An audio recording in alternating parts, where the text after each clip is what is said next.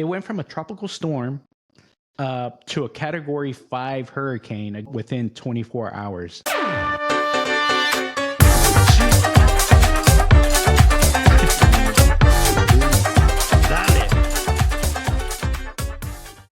But let's go ahead and talk about the Acapulco hurricane that was going on. Yeah, man. I'll tell you this.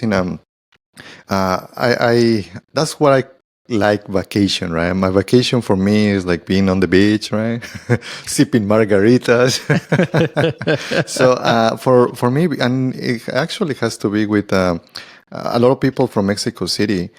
They go to Acapulco because they created also a road to kind of a speed road to be able to just get in few hours. It used to be take you in the old freeway. It used to be like maybe 6 hours, six to 7 hours, depending on the traffic.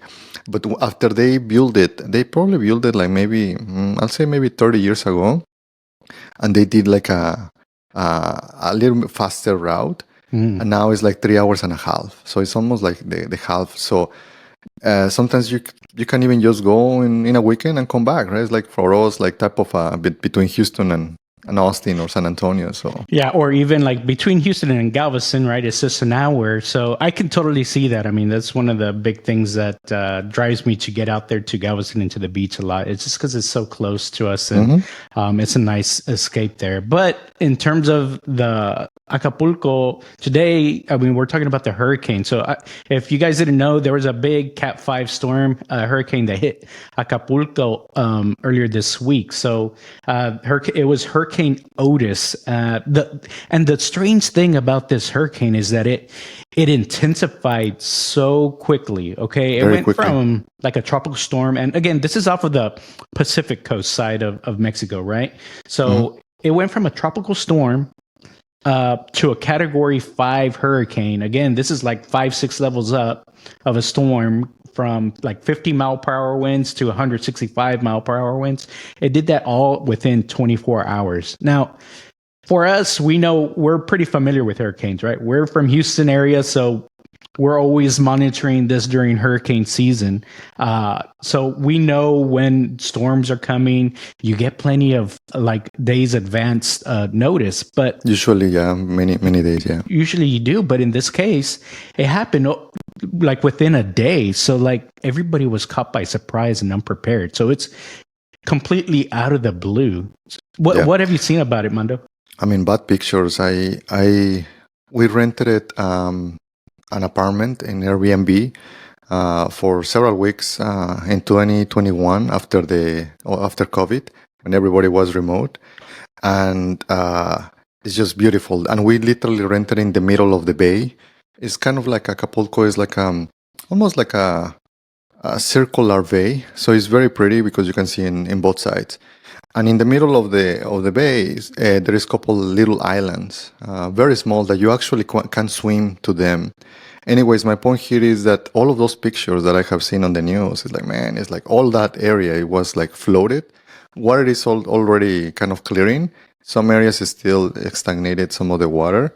But yeah, some of the buildings, like glass and cars and some of the plants, yeah, they are pretty devastated. So I am curious to see. We have seen it with Galveston, right? Sometimes it takes a long time to be able to fix it up. So I'm curious, but all of that area is touristic, and there are hotels. So I'm hoping that it should be fast. But yeah, it's devastating. Well, we know the Latino workers are, they can get a lot of stuff done quick, but if you haven't seen it, just do a quick search online or on TikTok. You'll see like it is pretty devastating, at least from what I've seen from the resort areas of the vacation areas. I mean, complete buildings are destroyed. And I'm talking about like the tall skyscraper resorts, ones that are 40 stories, 50 stories high. And like the complete sides are just like wiped away. So like you're in the building and you can see straight out. There aren't any walls surrounding it anymore.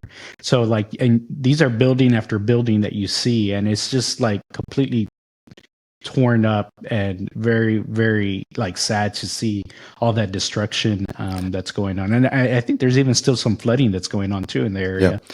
Well, remember, I mean, you're by the ocean, so people wanted to have the view. So a lot of it is made of glass, right, in order to see the nice views. But yeah, that's the problem with this type of events, that the glass is braced with a lot of the pressure and the noise and the wind, and yeah, that's what happened. But it has been 27 people killed on the whole situation.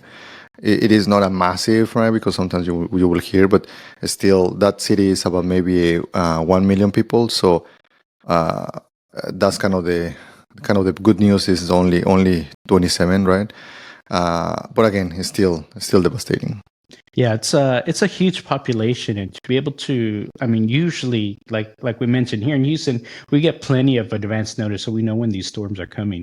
Mm-hmm. But these storms are just not common in Acapulco. I think this is the strongest hurricane that's ever made landfall on the Pacific side of Mexico. So this is like not a normal thing. So when you think about in Houston, we build to be ready for hurricanes because we know they come very often. So we're all of our building regulations, stuff like that, we're made it so that we have the proper strength for that. But in Acapulco, if they don't normally get storms like this, they're just not going to be prepared, and the infrastructure is not going to be ready. And so I think that's why you see a lot of that destruction that you see. So we're praying for those people over there, making sure that they're all right and they're able to kind of recover and everything. It's just very unprecedented. Even the meteorologists are like, this is not something that we've ever seen, like a storm that goes from 0 to 5, like in such a short period amount of time.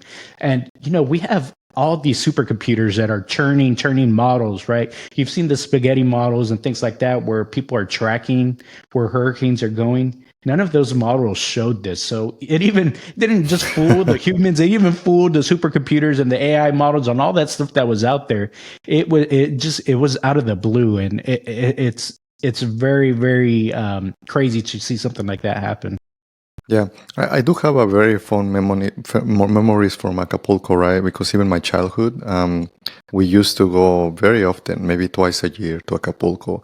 And a lot of the people that is over there, they're living off tourists, right? And there is tourism over there.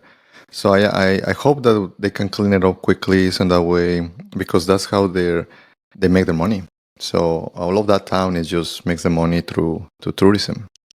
Yeah, I have never been to Acapulco. I have thought about it recently because there's a big crypto conference that goes on there, I think yearly, and Acapulco? I thought, yeah, in Acapulco, and I'm like, oh, that could be a fun one to go to, just because we should go, yeah. I think we should check it out. Hands down.